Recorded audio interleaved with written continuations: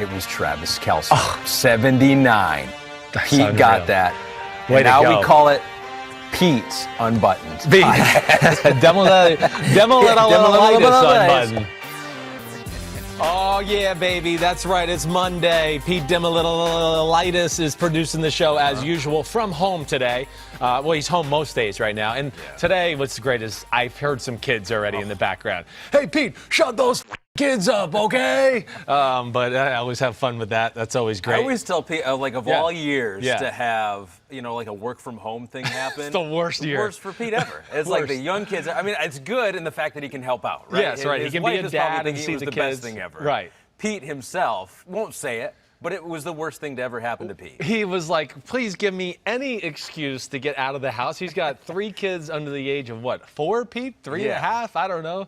Something 3. like that. Oh that gosh. is craziness. He helps produce 2 different shows as far as PFT and this. He's got to deal with me and managing a lot of my social media and my outbursts at times, which can be uncalled for.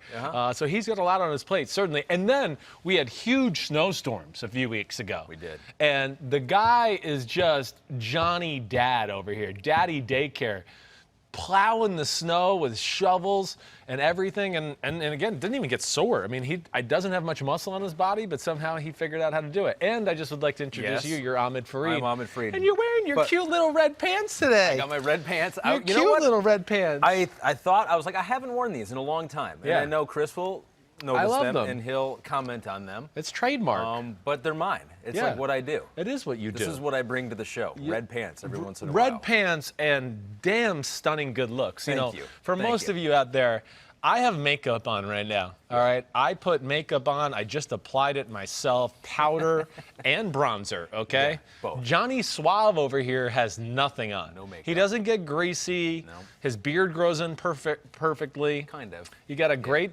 set of glasses. Thank you.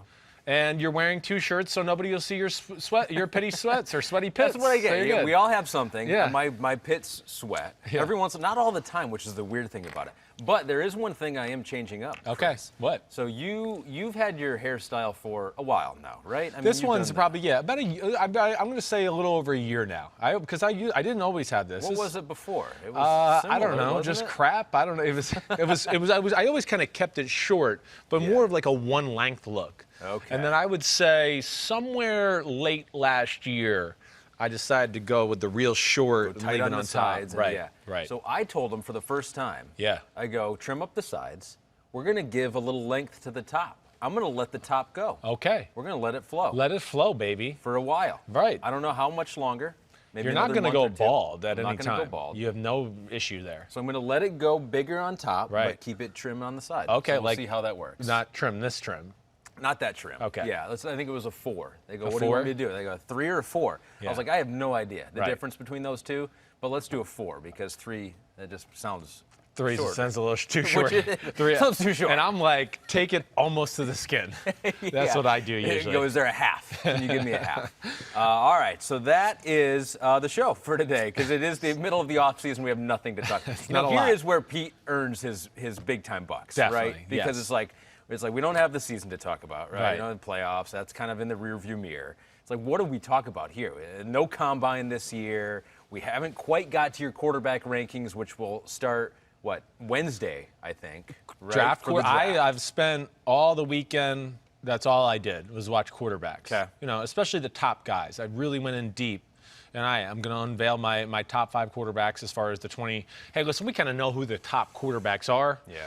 I'm just going to put it in the order of the way I see it. So I'm excited about that. I'm very excited about the class in general. Yeah. You know, just all these guys. This is an impressive group. And I think the first round talent, as let's just say compared to last year, you and I just talked a little bit before this, it's more impressive than last year as a whole. As a whole. Listen, I love Burrow and Herbert. You know that. But you know, there's a little more to add to this group here, and that's going to be exciting to break it all down, and I look forward to kind of introducing that and getting questions from the fans. I'm excited about that because you have nailed it throughout the years with your quarterbacks, looking at them coming out of college, and up to this point, you've been like, I haven't taken a total look at it. I haven't looked at all the film, but now you've kind of gotten to that point. I got it. And yep. So Wednesday. I do. I mean, you reveal that, and maybe we'll get some hints as we go through the lots show and today. lots of notes, as you can see. Oh my gosh! Just page You're after still page. analog. You're still analog. You're not digital. Is that what? Yeah. All that. No. Yeah, you're right. I don't think I'm ever gonna be because it just I like to write. It sticks in my brain better too. But I'm telling you, you get an iPad, you get some Microsoft Surface Pro. Yeah. You get a little stylus. Right. You can write, and then you have your notes wherever you go. Can I talk? That's where I wish I could do more than anything. Almost where I can talk into it and it would write it for me. Yeah. Because I can type pretty good, but that's what would really mess up my flow. Right. Is I just feel like I'd be like, oh gosh, I mistyped it, delete, and then I go in, and that's what keeps me from typing it, really. Yeah, you could do. Yeah, there are apps There's out there some where you talk. can talk, and it'll transcribe. I might it have for to you. try that sometime here in the near future. All right. Yeah. So this is what we're going to do today. Quarterback rankings on Wednesday, but today we got a fun little thing that I looked at some players, and Pete did as well. Some of your, you call them Robin Hood players, right? We always heap praise on the rich, the superstar players. Right. Let's heap some praise on the poorer players. I love it. That deserve it. Yes. So Robin Hood blind resume. I'm going to give you some, stats and numbers and tell you, oh, this guy was really good, and we don't talk about him enough. Yeah. And you're going to try to see maybe if you can guess who Okay, that is. awesome. That sounds awesome Give him and some probably love. embarrassing on me and all together, so it'll be good. But we're going to start with what we like to do on this show. Yeah. We like to take what people are talking about and look into it a little deeper. Right. All this groupthink that happens in sports and the football world, and everyone's like, oh, yeah, this has got to be true. Well, they say, no, you know what? Sometimes it's not true. And even though everyone says it's true, doesn't mean it is true. Right. So what we're going to do today. Not everything you read on the internet is true. No, exactly. So what we're going to do today is we're going to bust the narrative. Boom, boom, boom. Chris Sims is the guy you have trust in, but it ain't just rhymes that he's busting. Every single year it's imperative that we go ahead and bust your damn narrative. Oh! B-Rabbit. B-Rabbit. Oh, my B-Rabbit. gosh. It's so awesome, too, because you're from Detroit and everything. Yep. Listen, well done. Me and First Eminem. off, your lyrical and ability to put words together. Genius, I don't want to right. go that far, That's but it's the word damn you're good. thinking of, It's yeah. damn good. It's top 5 quarterback material right there, okay? And more impressively, I mean, Pete Dimalitalitis With the beat drop. the beat drop, Yeah. and nothing about him says rhythm or being able to dance. Nothing at all. Nothing at all. So I'm impressed, Pete. I really am. No, you're right. I've never seen you dance at a wedding, but from just judging a book by its cover, I don't think it's that great. I'm just going to say that right now. Although we can be proven wrong. So Pete, if you want to come into work here, or come into work and get dance, in the background, dance behind our desk here. he could stand right on top of here and bust moves for us. That would be awesome. That was cool. All right, so we have to do that every show now because I just want to hear that song every show. I like it, B-Rabbit. So we're going to go. We got 9 narratives. These are off-season narratives that have been percolating throughout the internet. Now they're not all unanimous. Yeah. Some of these, there are some debate over them. But we're going to decide, Chris, you're going to decide if we should bust all these narratives one by one, or maybe we should trust them. Maybe there are some that are like, Bust you know or what? trust. That is a narrative. Yep. A lot of people are saying it, and I think it's true. Yeah, So okay. there are some that we could trust out I here. like it. But the first one is one that we've talked about quite a bit this offseason, but there is maybe a little more information on it. The Super Bowl champion, Tampa Bay Buccaneers. Yeah. Here is the narrative that the Bucs need to figure out a way to keep both Shaq Barrett and Chris Godwin. It is imperative that they figure out a way to squeeze both of those guys in on their team. And I'll tell you what, hearing from some of the people within Tampa and around, they're all optimistic that they can do it. Bruce Arians has talked about restructuring some guys' deals. Mike Evans is talking about taking less money in 2021 to try to get some of these players. Yep. So I'll believe that when I see it. Really? Well, I don't think Mike Evans, first off, I mean, he's nice and he's a great teammate. He shouldn't do that. He's not being paid that big of a number. He's a phenomenal football player, and they got money to spend here. So I would say to Mike Evans, that was a nice gesture. Let the people that are supposed to figure that out. He's still the number one weapon on that offense. So I would tell him no. But sorry, keep going. I didn't All right, mean so to bringing the crew back together, bringing the band back together. Right. They all say they want to do it. Right. They all. Bruce Arians has said some players are willing, even if they shouldn't be willing to take a pay cut for this year at least. Are we going to trust that they can bring this group back together and they need to, or are we going to bust that? Well, okay. So I'll bust the narrative in the fact that they need to. I don't think they need to. Hey, listen, it'd be great if you can get it done. It certainly is great. I mean, to have Godwin and Shaquille Barrett on your football team. As we talked about, I don't think there's any way they can keep those two and Lavonte David. One of them's going to leave. I think Lavonte David's going to be the odd man out. Now we get back to the other two, and you look at where their salary cap, positioning is. They have money. They definitely do. Now, where I just say they don't need to, as you've heard me maybe say in the past, I think Shaq Barrett is a definite we need to get him back. Whether that's franchise tag him or sign him to a long-term deal or whatever that is, to me, he's worthy of that. The way their team is built, he is imperative to their defense success, in my opinion. Godwin, awesome football player, but to me is a little bit more like icing on the cake. He's awesome, don't get me wrong. But, of course, they can't franchise tag both of them. And if they're going to have to choose between either one, I go, of course, you're going to go with Barrett. And that's just because of the options the Bucs have at the wide receiver position already, let alone at tight end. They're pretty good, too. And when I think Antonio Brown is going to be back with them, if you made me bet. But the Scotty Miller aspect of it, okay, certainly his ability, it's pretty special. I mean, he can go.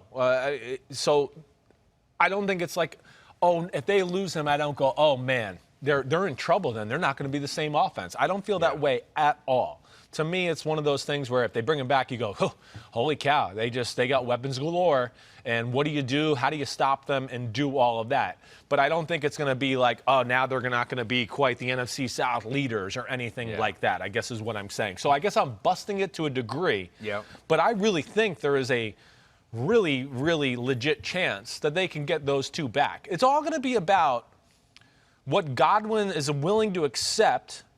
And so he says that he'll play on the franchise tag. Yeah, okay. Chris Godwin has said that if they offer that to him, he'll do it. And that number is what, 15.8 right now? So it'd be 15.8. Yep, Barrett would be around 19 million, and because he'd be tagged for the second straight year. And each team, just for clarification, gets one franchise. Yes, right? So you can't franchise both of them. Yeah, 15.8 for the if you can get Shaq done and get that contract long-term deal for him. Long-term done.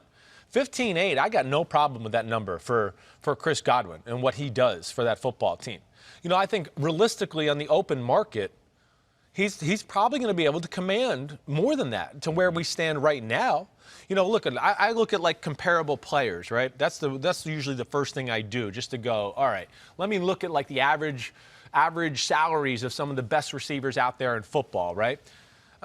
I certainly think that Godwin is in the class of Robert Woods, the Cooks, Adam Thielens, the Cooper Kupps. I think he's right there on that cusp, let alone he's very young and not even hit the prime of his career. And you can't just go all by stats either. Listen, he's on a team that has a lot of weapons, so his stats aren't as good as if he was on some team where he was just the guy. There were some notable drops this year. There was some notable drops, sure. But the other thing, he's different in he's rare in the fact that he's kind of a slot guy, but he's got enough speed on the outside to win out there. Not like you're just going to go, oh, my gosh, we're so scared of him and he can just run by us all the time. Not necessarily that aspect.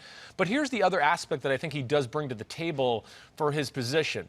Whether you want to look at him as a really great number 2 or low number 1, his size is a real thing. He plays big. He plays physical. And he can really work the middle of the field and do those things too. And I do believe, listen, if he was in a situation, let's just say like the Minnesota Vikings the last few years, where it's been just like they got two guys and that's who they feed, right? It was Diggs and Thielen, and now it's Jefferson and Thielen. His stats would be, I think, remarkably better if he was in a situation like that. So you can't look at the stats and go, oh, I don't think he's worth that or anything like that. No, he's a damn good football player. And so I guess what we're saying at the end of the day is I'm busting the narrative, but I do think there's a real good chance that they can get him back. They can figure it out. Right. I was listening to Bucs.com and their insider on there. Yeah. He said the most likely franchise player is going to be Chris Godwin. So he thought it was going to be Godwin. Another element to this whole thing is that Tom Brady could sign a contract extension, and perhaps that gives Free him up some more money. Yeah, that could give him some wiggle room. Sure. Like the salary cap is so complicated. Like part of me is like I want to dig into it and become like the salary cap guy. Yeah. And then I look at all the different things and how complicated it is and how even teams who hire a person to be the salary cap guy screw it up sometimes. Yeah. I'm like, it's impossible. I'm not going to do that. There's always, more room to wiggle than we think as far as the free money up. We go, they can't do this. And they go, well, they did it. Yeah. It seemed easy. And, I look at their team, and there's not too many spots where they can trim fat, really, that I look at.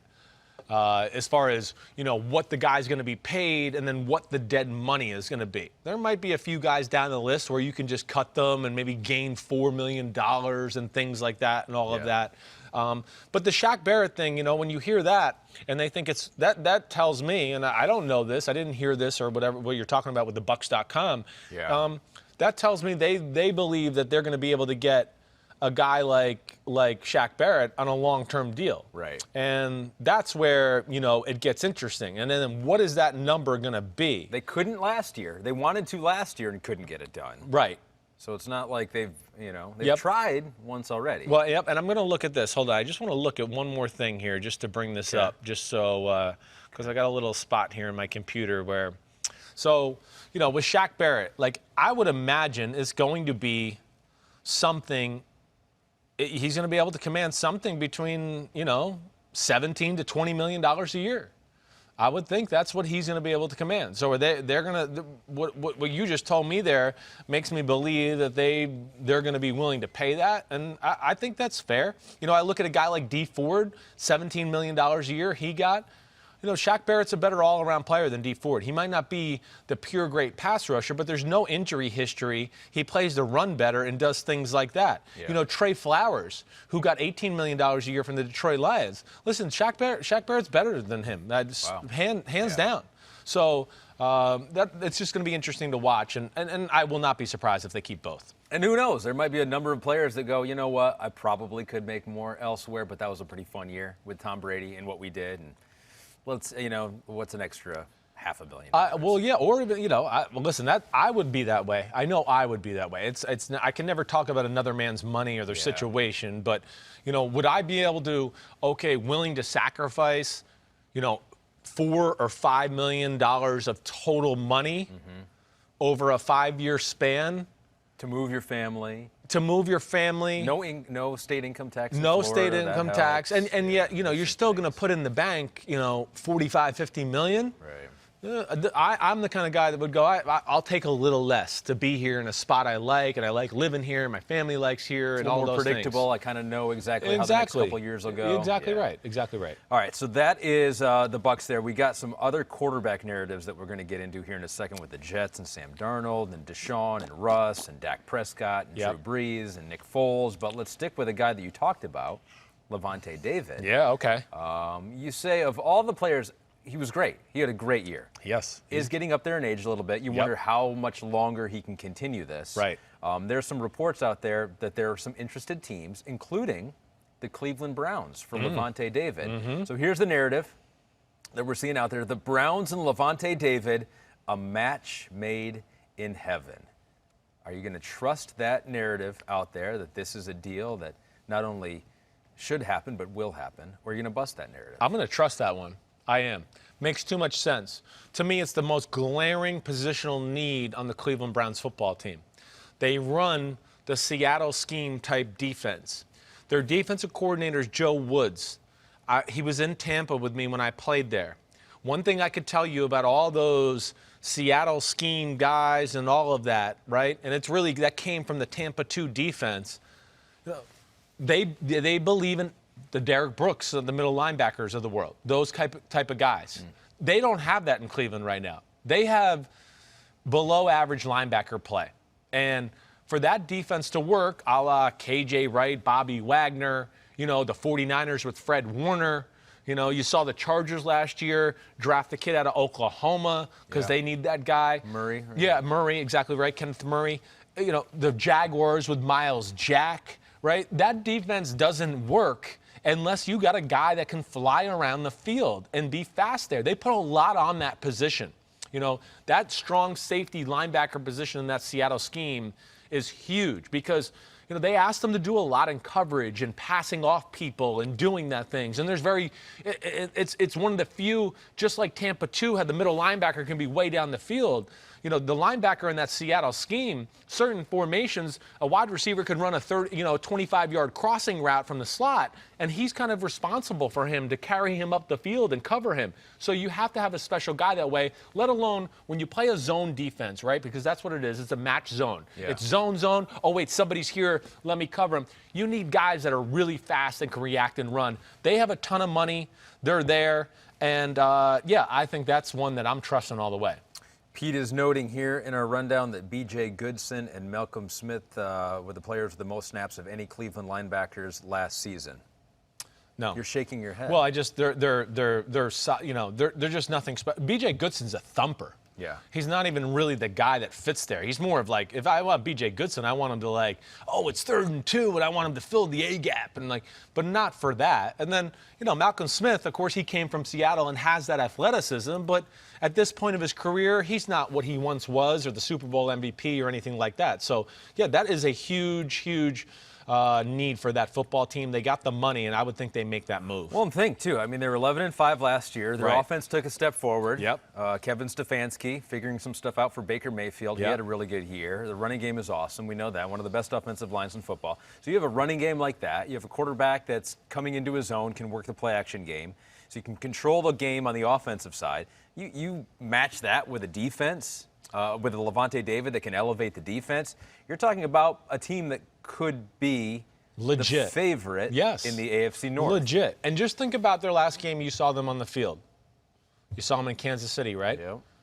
You never got the sense they were going to be able to stop if Patrick Mahomes isn't going to hurt, you never got the sense they're going to be able to stop him all day. Mm-hmm. And if you really think about it, it wasn't deep passes. They were picking them apart where the linebackers were and things like that. Yeah. It was all of that. So that's where I'm going to trust that narrative all the way there. Okay, trusting the narrative of Lavonte David to the Browns being a match made in heavens. All right, let's get to the quarterbacks here. Okay. The Bears situation. Yeah.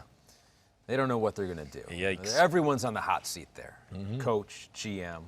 Here is the narrative that we're hearing come out of Chicago a little bit here from their GM, Ryan Pace. Nick Foles got a bit of a raw deal last year with the Bears. Offense wasn't coalesced. Offensive line had some issues. Yep. And should still be a contender for the starting gig. Do you trust that narrative, or are you going to bust that line of thinking? It's a weird one. I want to trust it because I want to go, what other options have they got right now? Mm-hmm. What is it going to do? Are they going to be able to get Sam Darnold maybe in a trade? What are the better options that are out there? I don't know. That's where I want to trust it. Russell Wilson. Well, okay. Maybe it's one of the 4 teams that Russell talked about. Yeah. That certainly could be a possibility. What I would say is, I'm not sure why Russell Wilson would want to go there right now at this point. The offense has been very underwhelming, as we've discussed for the last 2 years together here. But, so the part I want to bust is, the raw deal part. Mm-hmm. Listen, I know it's not easy playing quarterback there right now. Yep. But I can sit here and tell you, he didn't play well, period. There's nothing more I can say about it. Here's what Ryan Pace said. Yes. There were some things that, in fairness to him, the offensive line was a little unsettled, and the run game wasn't quite where we wanted it to be. That's what he said. Okay. So he said. Yeah, and what did I he get have? it. 7 starts. He had 7 touchdowns. Sounds like they're making excuses to bring him back to me. That's what that sounds He's like. Under contract. I don't hear here, those excuses with Mitchell Trubisky the last 2 years, but we're going to give that because you're right. They've traded for him and he's under contract, and now they're looking at it and going, "Oh shit, what are we going to do here?" I don't know. So I do think there's a real possibility that he comes back and is their starter. And then, I don't know, maybe they do try to make a move and get somebody in the draft. They're a little bit in no man's land as far as the drafting and the quarterback's concerned. I don't know if one of those 5 guys are going to be there when they pick. It's going to be close. One might be there, maybe one. Mm-hmm. But I don't know about that either. So, when I look at it that way, right now, I guess I'm trusting that narrative a little bit because of lack of better options. But I don't think Nick Foles should get off like, scot-free in that, it wasn't like, listen, I know it's not perfect around him. A lot of them not perfect. But he made some really dumb decisions and some dumb throws. And, the other thing with Nick Foles, and as you can see there last year and everything, when there's not support, he's not the kind of – he really needs a team. He needs a team. He's not the kind of guy that's going to be like, oh, we're having a bad week, jump on my back, guys. I'll carry you, and we'll figure this out. No, and that's where, it's a tough one altogether. If they come back with Nick Foles, they were 8-8 last year, still somehow a playoff team. Yeah. If they come back with Nick Foles, do they improve upon their 8-8? Are they about the same? No, I think they have the possibilities to improve. They got to – it's about can their offense do enough to support him, I guess is what I'm saying there. Listen, I don't worry about their defense a whole lot. I think they're going to be okay and fine. They're going to be one of the better units in all of football. But, yes, he needs a certain formula around him for him to be successful. Yeah. And I'd like to see some of those moves and what they can do in free agency to help the offensive line, maybe get another running back. Are they going to keep Allen Robinson? Well, that's the thing, too. It's like a lot of people think that Allen Robinson's not long for Chicago. I would think so. I mean, I would think he's probably looking at it going, damn, this isn't the best offense in football, and I haven't had great quarterback play. How long do I want to stay here? So then after 2021, Ryan Pace will be saying, well, Nick Foles lost Allen Robinson, didn't have a number one receiver, and so that's why he struggled in 2021. So that's the Bears and Nick Foles. The Bears. Let's get into the quarterbacks now. Okay. Quarterback narratives that are out there. Yep. And this one could tip us off a little bit onto what you're thinking with the draft. So we won't spend this much time with it. Okay. The Jets are best to stick with Sam Darnold. There's a segment out there that says, after all this stuff's going on, just need to stick with Sam Darnold. Maybe even that's been our narrative at times with Sam Darnold. Are you trusting that here as we sit March 1st, 2021? Or are you busting that narrative? I'm going to bust it. Now, I still think it doesn't change my thought in that Sam Darnold, I still think, can be a successful NFL starting quarterback for all the reasons I've mentioned before. But you already heard me say, damn quarterbacks are good. Yeah. It's good. It's a good group. I'm excited about it. And where they're sitting at number 2, I would just go, no. It's draft a quarterback time and shop Sam Darnold and see what you can get. Maybe you can get another second-round pick, add to the resume of picks altogether. Listen, they're sitting pretty. They're in a real good spot. They can almost go no-lose situation right now. Even if they kept Sam Darnold and just tried to build around him and do those type of things, or kept Sam Darnold and traded down a little bit, and who knows, maybe you get another first-round pick this year or next year, whatever. They got a lot of options. But I would say as of right now and what I've studied this past 4 or 5 days, I would go, I'm busting that narrative, draft the quarterback. And, you're going to have to tune in on Wednesday. Why? And I'll let everybody know. I think they can upgrade at the quarterback position somehow. Yep. But you're right. I mean, that is a perfect spot to be in, right? You can do it opens you up to so many options. Oh, my gosh. They're in an unbelievable spot right now. They are really, if Joe Douglas can do this right with Robert Saleh, they can turn their team around here in the next 2 years and really have something special. They really can. And we'll see where it goes. But, yeah, I'm going to bust that one for now. And then again, that's not an indictment on Sam Darnold. I do have the sense, and I think, I don't know, you tell me if you have the sense too. I feel like the fan base of the Jets are tired of Sam Darnold already too. So, what would scare me a little is, hey, I brought up the point before of you don't want Ryan Tannehill, right? You don't want the fans to, run him out of town. But also, with as talented as I think some of these quarterbacks are, I wouldn't, it could get scary too, where it's like you keep Sam Darnold, it doesn't go well, and you see these other ones be stars. Yeah, like a Justin Herbert we from already last year. knew what he was, so why did we keep him and do all that? So that's part of the politics of football, and that's why they pay Joe Douglas and Robert Saleh a whole lot of money to make those decisions. Yeah, I think Sam Darnold, even for the people that are like, Sam Darnold's been put in an impossible spot. Yeah. It's not his fault. I think he's a good quarterback. I think they could win with him. Even those people, I think, are willing to say, well, we're willing to try something different, right? It seems that way. Like, it's not like there's anyone that's saying, like, wow, we have lightning in a bottle here. He just needs to be unleashed here. It's kind of like, yeah, I think he's a good, maybe above average quarterback. But We're not nobody's seeing opposed greatness or going, oh my gosh, we can't live without him. Yeah, okay. Yeah, so we'll see what they do there. And because Deshaun Watson is one guy that wouldn't mind going to New York. Wasn't that his #1 spot that he said, or at some point that came out? I mean, it came out that was it, but that's that's ludicrous. That's they're we've already talked about. Like, I think I said this to you. Maybe it was Paul. I get mixed up with all you hosts and everything like this. But either way, I mean, let's trade for Deshaun Watson so we can be the same as the Houston Texans and 4-12 and 5-11, and he's awesome, but we don't have crap around him. Well, which makes it strange why Watson would want to. I mean, we don't really know that. We don't know that for sure. That was all speculative, I believe. So, speaking of Deshaun Watson, so this is a narrative, and I think this is basically coming from Deshaun Watson. At least this is what's probably in his mind. Deshaun Watson cannot win anytime soon with this Texans roster. So that's the narrative of why he wants to get out. And that's, like I said, it's coming from probably himself in his camp. And that's why it's time to move on. Now, maybe it's more than that. It's like he was not consulted for the head coaching job. They traded away his wide receiver. So there's more than that. But ultimately, I think the idea is that with what they see with this roster, there's going to be some rebuilding here. Do you trust or bust that narrative? That they can't win. They cannot win with their... Even with Deshaun Watson, they're not going to win anytime soon. I trust that narrative. There's only so much he can do. He played great in so many games this year, and they still lost. Yeah. So they got more holes than Swiss cheese. I mean, they really do. And I don't even like cheese. And is Swiss cheese the one with the holes? It is. It is. It's actually pretty tasty cheese. Is it? It smells terrible, but it's pretty yummy. Yeah, I'm not a big cheese guy. I'm really not. I only mess with it really on pizza and maybe an Italian sandwich, like a hero. That's my wife right there. My wife does not pizza at all. And orders light cheese. Light cheese on the pizza? Uh-huh. I've never even heard of that. Try that. Okay. She likes it. All right. That way, if you don't like cheese, I would recommend it. Yeah. Okay, thank you for that, Mrs. Fareed. No. First off, all the issues in the organization, like you just kind of talked about.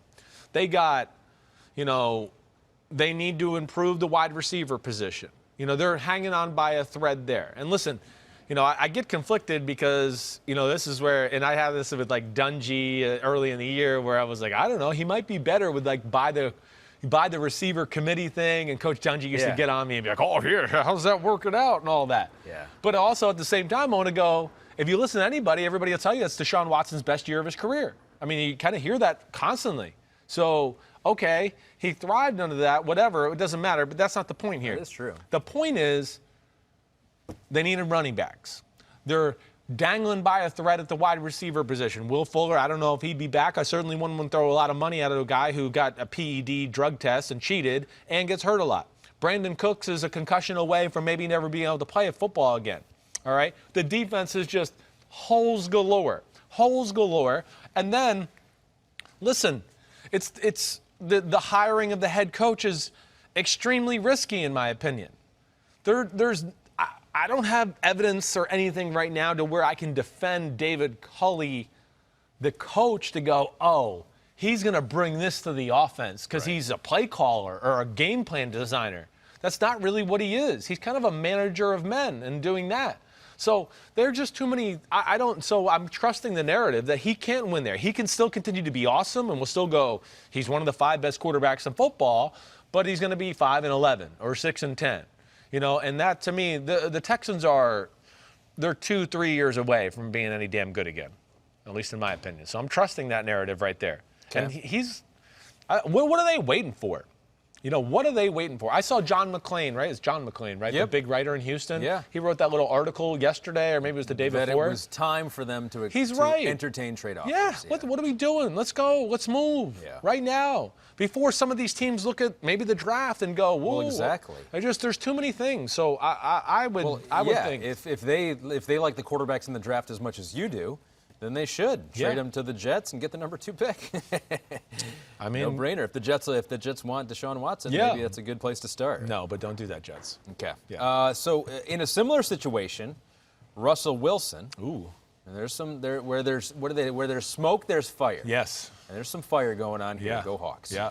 Russell Wilson and the management and Pete Carroll something's not going right. No, there. It's Something's not. bad. No, they don't like each other. This is the way it looks to me. So here's the narrative, and this is probably coming from Russell's camp at this point, is that Russell Wilson at this point cannot get back to a Super Bowl with the current Seattle coaching staff and the way things are run there. It's just not going to happen. It's just, if Russell Wilson goes back to Seattle, it's just not going to happen anymore. The marriage is over. It's time to move on. I'll bust that narrative. I don't like that. No. The coaching staff is not the problem. It's not. Now, where the coaching staff and maybe the front office has failed them is they haven't made the team good enough to the way they want to play. That's really all I could say about that. I don't look at it. If they could get the team back and the talent on defense and, offensive line play a little bit better, maybe another explosive element at running back or okay, I'd go, no, they can do it. And it's not the coaches can coach that up but right now, the team isn't good enough to maximize the way they want to play football. Does that make sense? I hope that makes sense. Sure. And I think that's where I look at it. So, no, I'm a believer in those coaches. But they were 12-4 last year. I know. 12-4. With a defense that was leaky for the first 8, 10 games You're of the right. year. And got it together towards the end of the year, certainly, definitely. And that's where, so I like everything about it. But, as you saw there, they play the Rams, and they weren't talented enough to play their style of football and beat the Rams. They weren't. The Rams they're more talented. They are. It's plain and simple. I don't think there's any other way to say it. I mean, the Rams got studs on both sides of the ball. And McVay knows how to play to his style of football on the offensive side of the ball, and he has the elements for his offense to play the way he wants. Well, Seattle doesn't quite have that. So, yeah, they're awesome. They're 12-4, though, in a lot of ways, too, because of Russell Wilson. Because he is magic man in the fourth quarter. He is unbelievable that way. I mean, I've never seen anybody that really like it, to where it's just like, the team and the way they play almost is like, let's just keep it close, and he'll come through in the fourth quarter. Yeah. And, where it's disappointing and where he's disappointed, he doesn't want to play this style of football anymore. He's more talented. He thinks he's more talented, and he wants to be used to his full capacity as far as whether that's playing like a Mahomes or the Josh Allens or whatever, or Aaron Rodgers in his prime. And he wants the offense to be opened up and let me show you all I got. And to his defense, they've never really done that for him. He's the best player on their team. They've never really gone all in on, okay, let's go all in on our best player. And I will always defend him from that aspect. But I don't think that's going to change. Like I said this morning on PFT with Foria. He's the MVP of football for the first 8-9 weeks of the year. I mean, he's unbelievable. He has 2 games that aren't good, and they're like, oh, that's it. Fuck Russ Cook. Fuck that. We're going back to the way we want to play. And, that's apparently when the conversation happened where he goes in and talks to them about things they could do on the offense, and they just went, no, we're going back to what we want to do. And, that's where I don't know if it ends this year. It's going to end soon. But I will not be surprised with the constant release of information and the politics by both sides right now. What's going on there, you think? I think they both want rid of each other. I really do. I think Seattle's had it with him, and he's had it with them. Like, what happened there? It seems like Russ is, I don't know, like, how can you have it with Russ? He's, been your best player on offense for a long time. Well, see, this is what drives me crazy about sports media and everything. He goes on a media tour and throws everybody in the organization under the bus. But because he's Russ and he's so good and, he's got a great delivery and a cute smile and he's a handsome guy and he's married, everyone let him off. What great candor by him. Everybody let him off the hook. Yeah. If Aaron Rodgers did that, the whole world would be, how dare he do that and do that? Yeah. I mean, if Peyton Manning did it, it'd been like, oh, Peyton Manning is all about him. But Russell Wilson, it was like, oh, it's okay. I don't know. That's what drives me crazy. So you think that made them mad in Seattle when this offseason his comments, that definitely was the beginning of it? No doubt. It's always been little cryptic things over the last few years. Even there was the rumors of was that 2 years ago, Pete, with Russell Wilson and the Giants. I think there's a lot there. He has an agent that only represents him. And I don't think they like dealing with the agent. I've been led to believe that between people that I trust in league circles and things like that. And, yeah, I just think all of it is just, enough of the cryptic shots. Again, I'll even say, the pass protection thing and all of that. That's where I won't let him off the hook for that. He's a big part of why he takes so many sacks. That wasn't fair of him to say. For all the great quarterbacks that are out there, nobody turns down, more completions over the middle of the field than Russell Wilson. I can go through every game and go, well, there was a guy there. He didn't need to take the sack. He was there. But he kind of watched the rush or tried to move around and try to get something better. And I don't think that was fair either. And listen, I'm a big Russell Wilson fan. I'm just trying to keep it real from all angles here. In The Athletic on Friday, Pete notes here that Pete Carroll was saying that he was very proud of the Seahawks' streak of 95 straight games without losing by 10 or more points. It's the longest streak in NFL history by 21 games. He likes the game being managed, right? He likes the game kind of defensive being coach. Controlled. That's right. That's what he is. We're always in it. Right. We never pull away. Right. Well, he wants to play a game where the offense doesn't f it up. Yeah. That's what he wants. He got to 2 Super Bowls playing that way. My defense is great.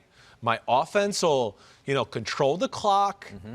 I'll get a few ballers that'll make a play every now and then. Right. Marshawn Lynch, Percy Harvin, Russell Wilson. But I don't really want them to mess the game up. Right? That's what he wants to do. That's his DNA, and that's the way he wants to play. Well, then when you let Russ cook and he throws a pick six in a couple crucial spots, you're like, well, that didn't work. No, like you mentioned before. I know. Right. Yep. Okay. Interesting. We'll see how that plays out. Yep. I'm still, I don't know. I'm still betting he comes back. Would you bet he comes back or no? No, I would.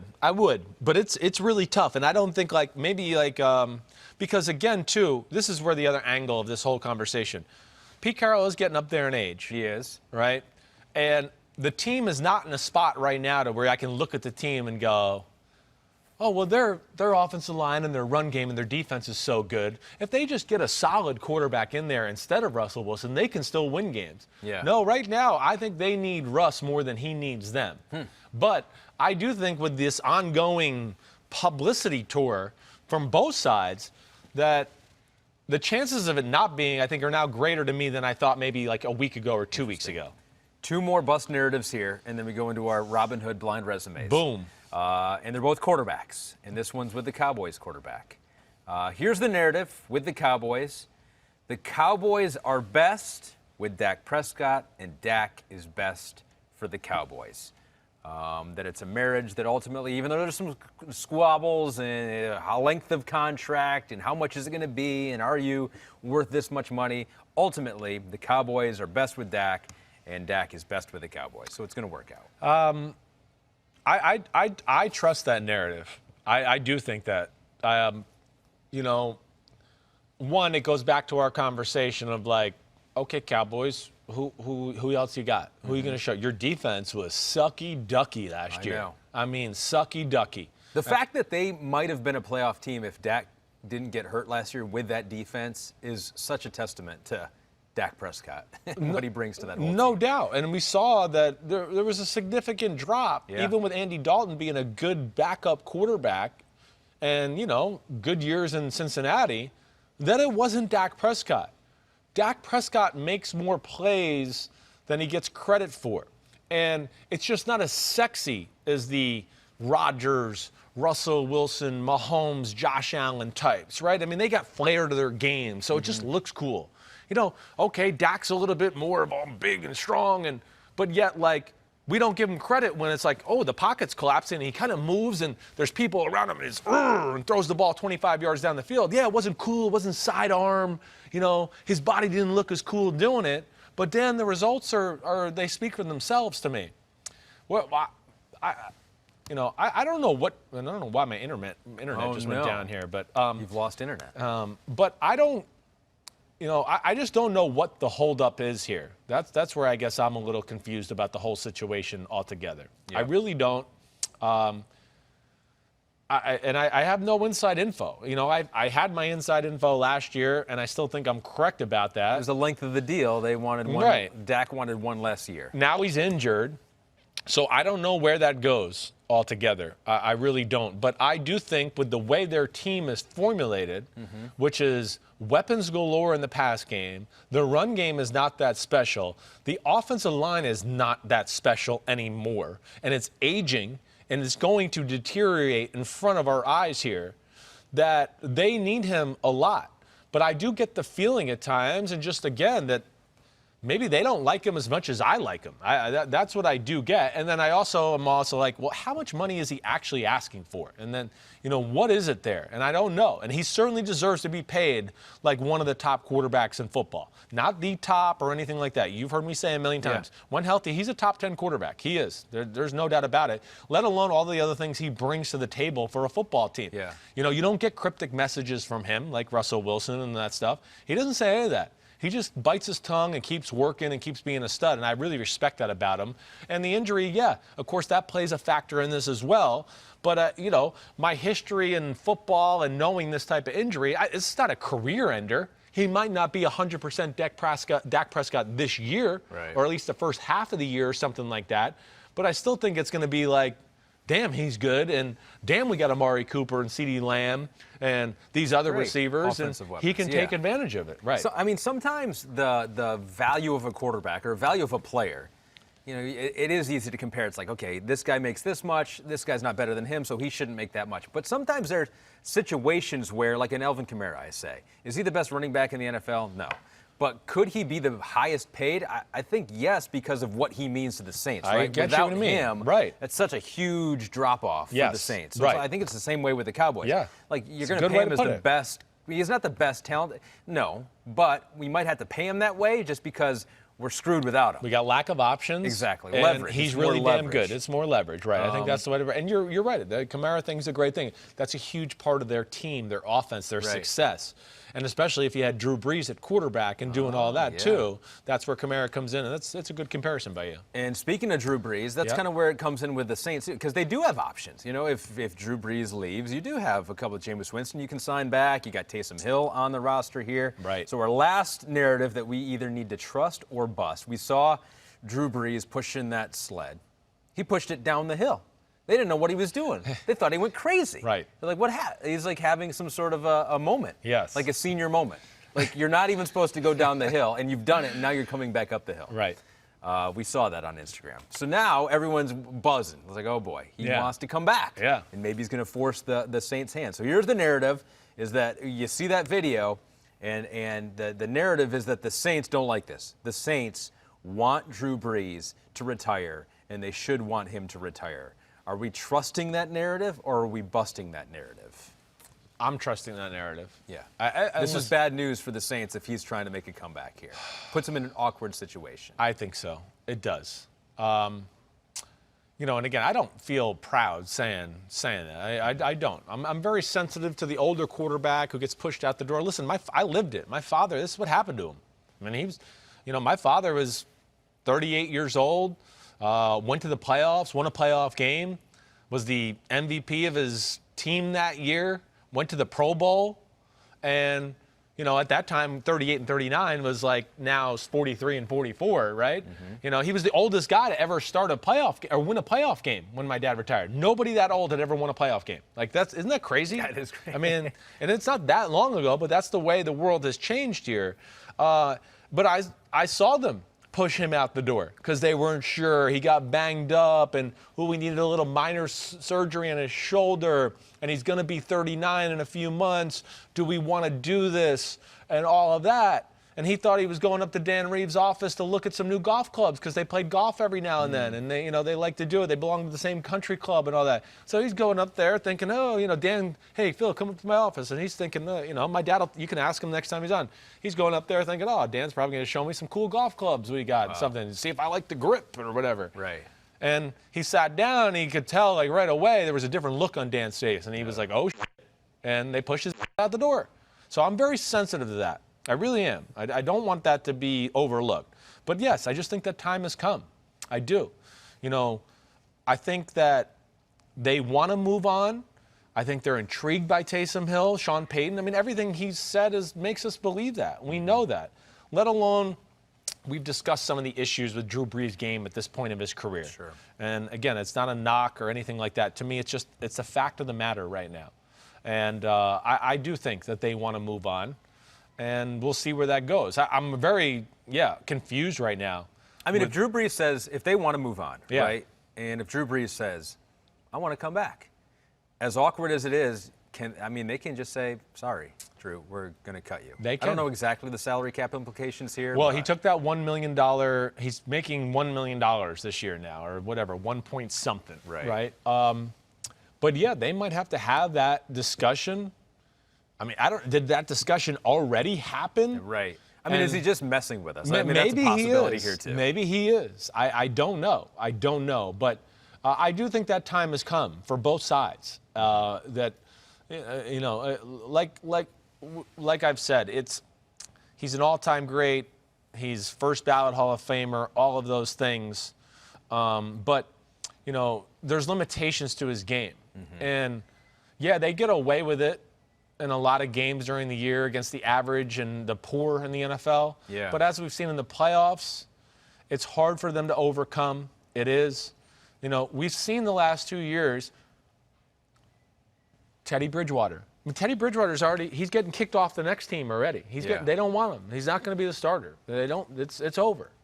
Okay? He went 5-0 there. And again, I'm not trying to get on Drew Brees. Taysom Hill this year won his games, right? They lost the Philadelphia game. That's it. What was he? 2-1, 3-1, something like that. So, from the Saints aspect, it's not like to me, they can't be sitting there going, "Oh, we don't get Drew back, we're screwed." That's gone. So I just think the time has come for a legend of legends in Drew Brees. So those are the narratives. We have trusted a lot, but busted a few. We did good work there. Cool. All right, we'll finish off.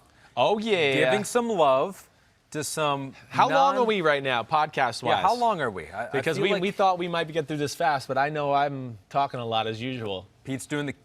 We are already at an hour. Damn. Wow, that's crazy. Yeah. I thought we were less than that. All right, so we'll do just a few of these players. Do here. them all. Don't say few. What are you, chickening out already just because of the clock? Well, Kristen needs to get something to eat. We put her through the ringer. Okay, well, every for Kristen's sake, you're right. Maybe she should order, though. We can order now through our phones here at NBC.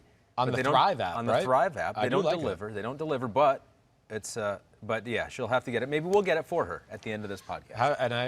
I know. Poor Kristen. Then she got to delete all my F words. I know. It's a lot that Kristen does. She gets a lot of love, though, for it. From us. That's all we give her, though.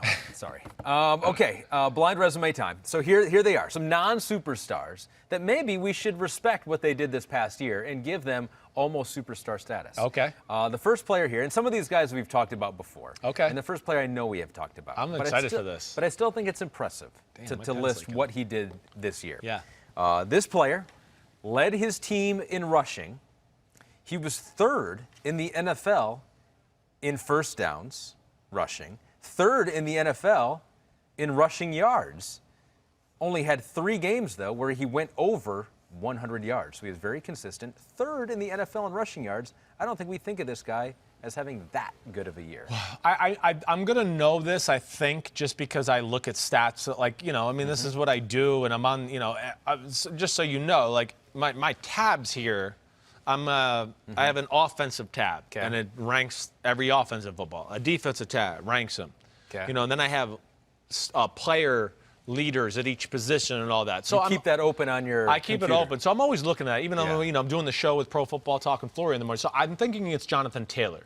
And you would be correct. I'm correct. Yep. Yes. Third in the NFL, though. I don't think a lot of people would think it was okay, great finish to the season. Yes. Struggled early on, but saw some glimmers at the end. But no. The year that he had was third best rushing-wise in the NFL. I think about early last week for some reason. I don't know what we were talking about on one of the shows or whatever, and I saw it and I went, holy, he was the third leading rusher in football this year? Right, behind Derrick Henry, behind Dalvin Cook. Right, yeah, that's amazing. You're right. You don't think of him that way, certainly. But glad, good guy from Jersey, a lot of talent, and he really came on strong at the end of the year. And you were high on him. Speaking of draft, loved him. He's my second RB. In a year that a lot of people were down on him because they thought he was, the yardage that he had, the amount of carries that he had in college. Fumble prone.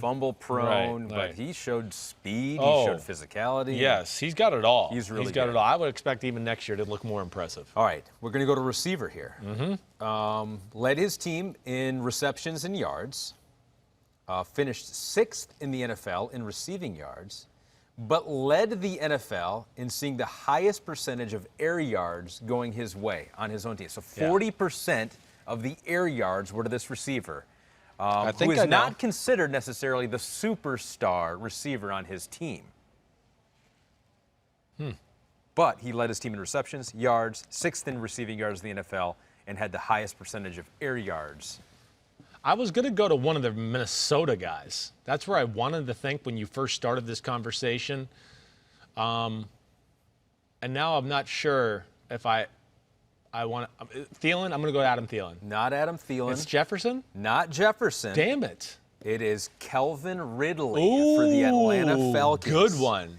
Okay, even though with the presence of Julio Jones there, 40% of the air yards went to Calvin Ridley. That was the highest percentage in the and he finished 6th in receiving yards this year. There's another one where you're right. You don't sit there and think about him as being a top 5.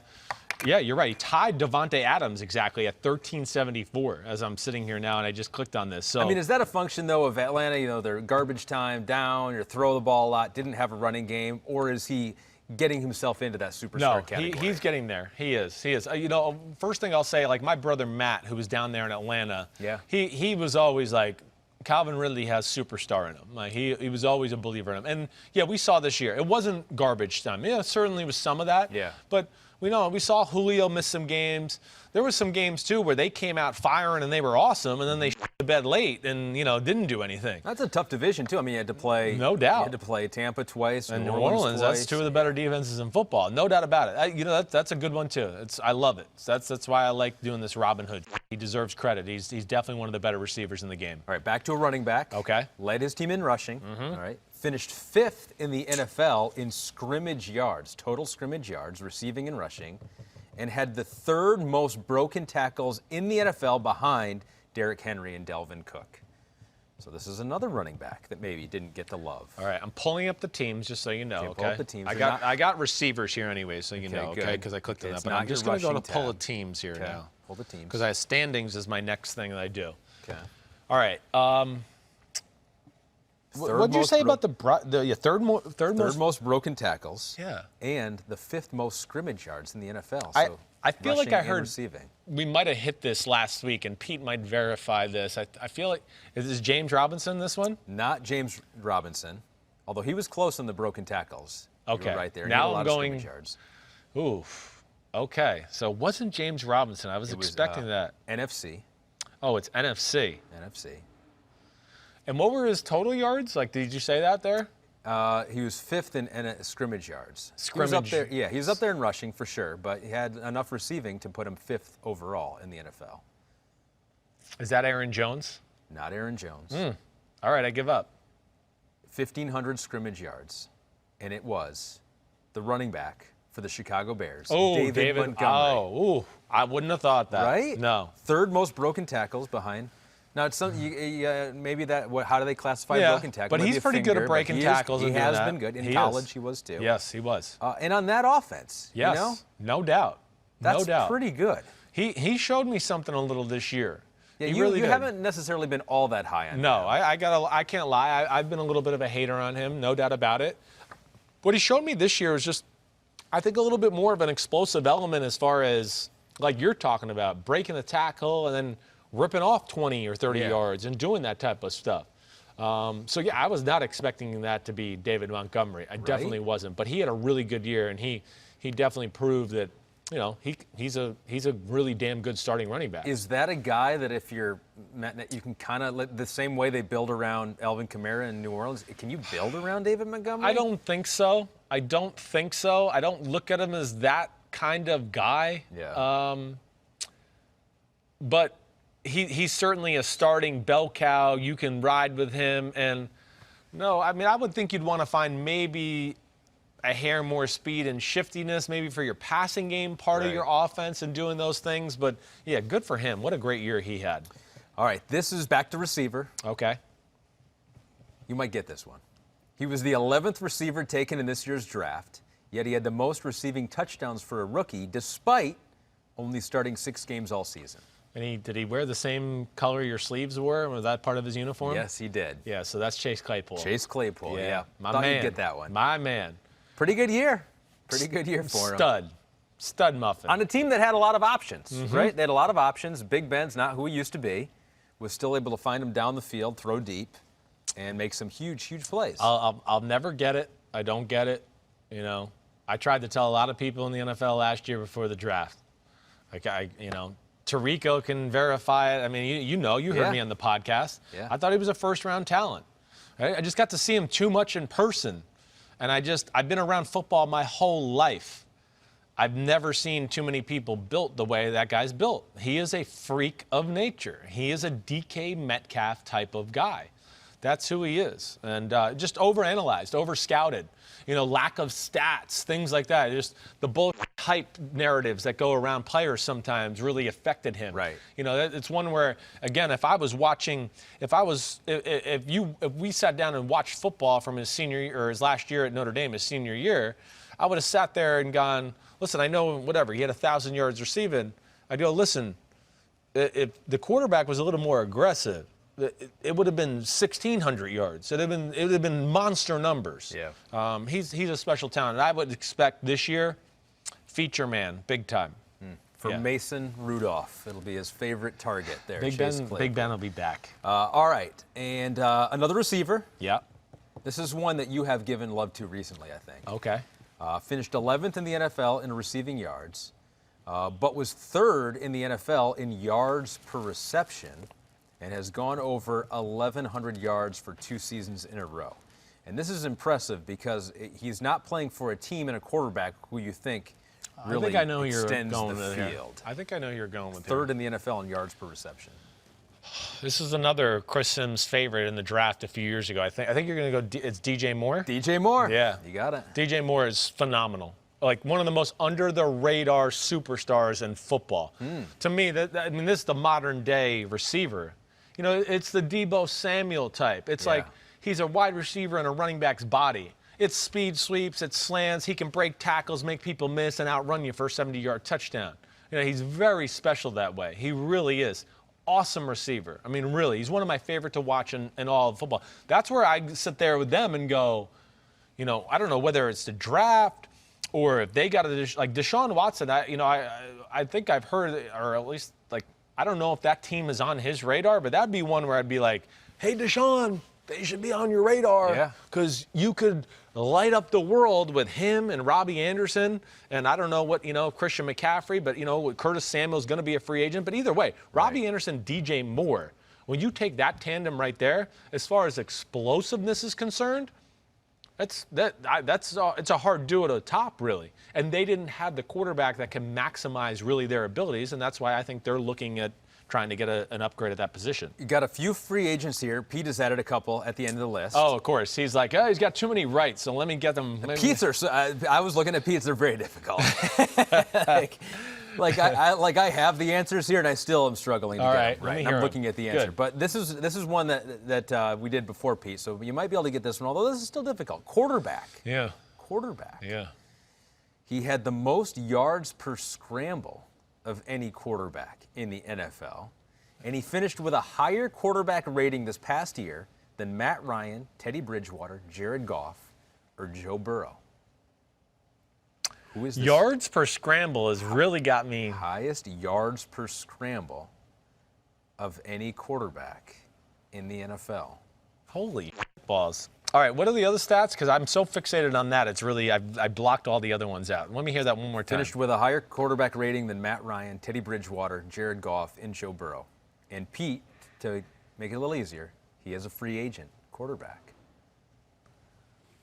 So that's Trubisky? Mitchell Trubisky. Wow, good thing. I wouldn't have got that. No way. No way is right. No way. I mean, I got the teams pulled up here. Like quarterbacks that don't scramble as much have a little bit of an advantage there. I think he only had 17 scrambles. Yeah. So, like a guy like Lamar Jackson obviously does it more, and so he needs to do it more. Trubisky. Yeah.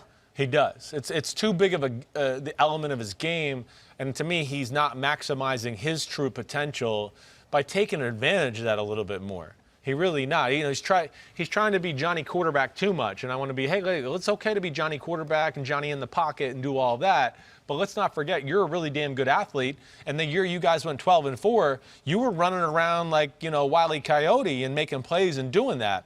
So that's interesting. That's a good one. Thanks for the hint, though. I wouldn't have got that without the hint. All right, a couple more. Yep. Pete has this one, a receiver. Okay. He has increased his receiving yards, and these are all free agents at this point. So this is free agent players. So that does narrow it down. So Okay. Pete has narrowed it down for us.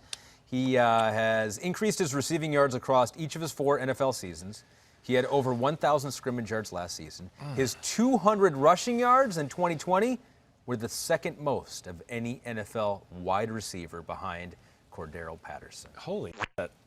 So a rushing wide receiver who has increased his yards the last 4 years and had over 1,000 scrimmage yards last season. All right, I gotta. This is gonna take me a second here. So because I'm pulling up some teams here.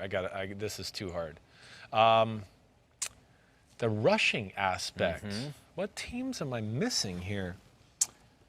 I'll give you another hint. Okay, please do. I'll take it. He is a player you have mentioned already in this discussion. Are you kidding me? I'm not kidding. See, this is what I hate when I get into these discussions right here. I don't because now I'm going to panic about more of who have I talked about. He had to rush, Pete says. See, Pete feels bad because we call this question so hard because his running back was injured for most of the year. That helped me. That's going to be Curtis Samuel. Curtis Samuel. I wouldn't have got it without that hint either, but I love Curtis Samuel. I really do. This was his breakout year, definitely. But like, he's going to help a football team out. Again, like the DJ Moores, the Deebo Samuels, he's that guy. And his speed sweeps, toss sweeps, reverses, I think he's gotten better at playing receiver. That's a good one. He's one that I think is going to, secretly maybe strike it rich here in free agency, and people are going to be like, what? They gave him that kind of money? Yeah, I think he could be that kind of guy. A coach is going to see that and like, I can use that. Yes, definitely. And a lot of more teams are doing that. Kyle did it with Deebo Samuel. No doubt. It's definitely one of the new things in football. Yeah, you get a guy named Samuel, and you just put him at wide receiver and run him. It's what every coach is doing now. Let's go defense here. Okay. Pete, we'll go the last 3 here, and we'll start with a guy who should be getting more love. He was a 7th-round pick of the Raiders in 2014, but played the last 4 seasons with their rival. He's batted down 7 passes. That was tied with J.J. Watt for the most in the NFL last year. He is a huge run stopper. This is a free agent out there, tied for the most batted passes in the NFL, and is a former 7th-round pick. And did you say he's still in the AFC West or no? Correct. Yep. He's still in the AFC West. All right, so that's a really good hint there, and I should be able to figure this out. So, free agent. Big-time run stopper. Oh, my gosh. So, okay.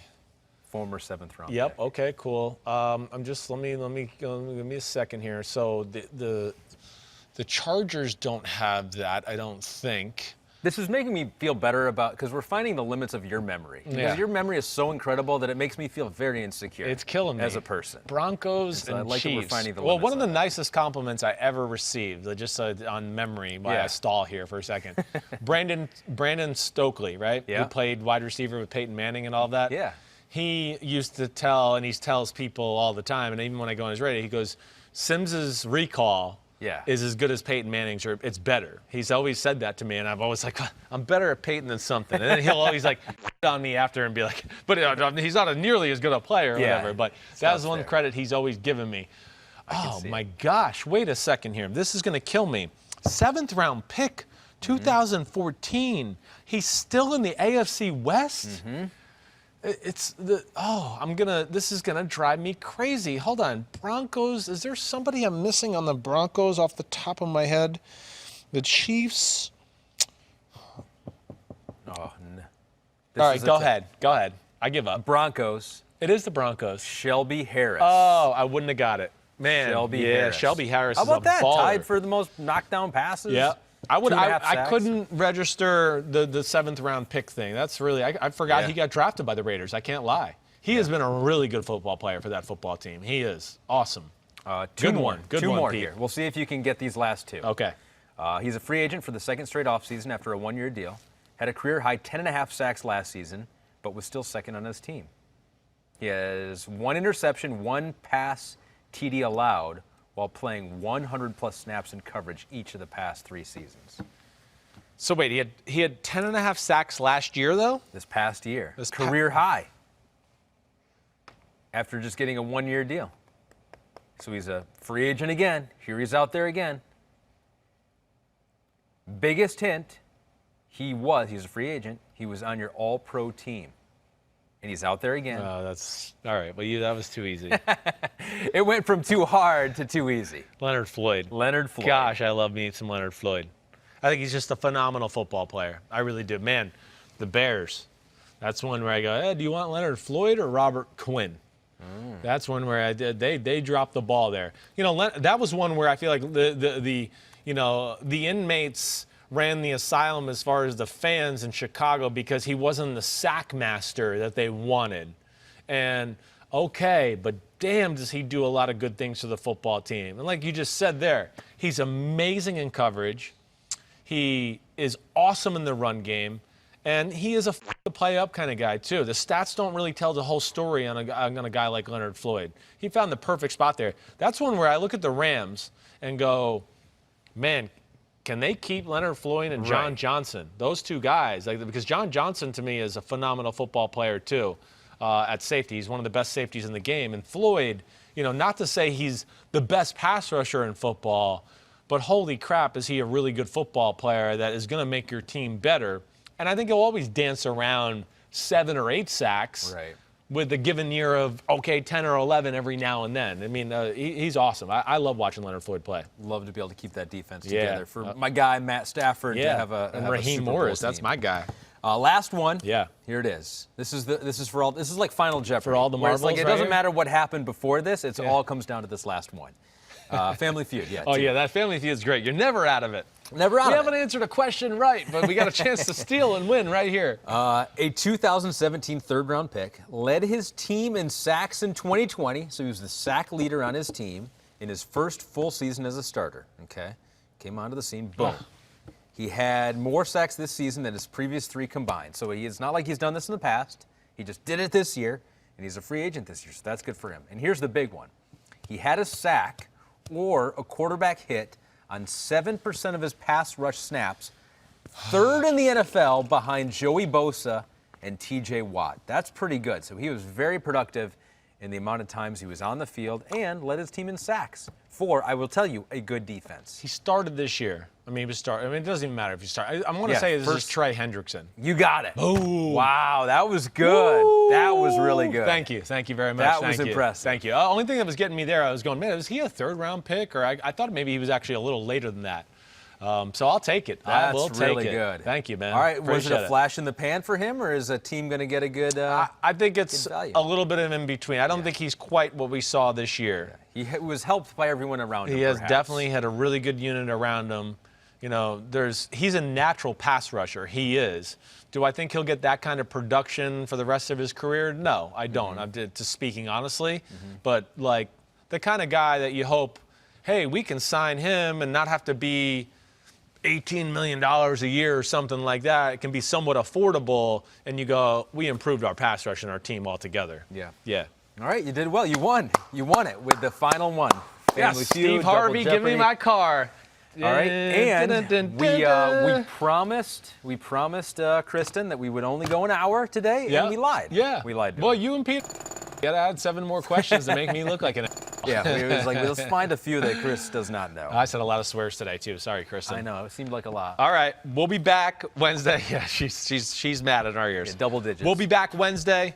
Paul Burr might still be here. This guy's Bobby Big Time. Has to do the premiership and all that stuff. But we'll be back. Quarterback rankings. Top 5 quarterbacks. Going to have full breakdowns of these guys. Do it all. I'm excited about it. I'm excited about the quarterbacks in general. Yeah. Clap it up. Clap it up.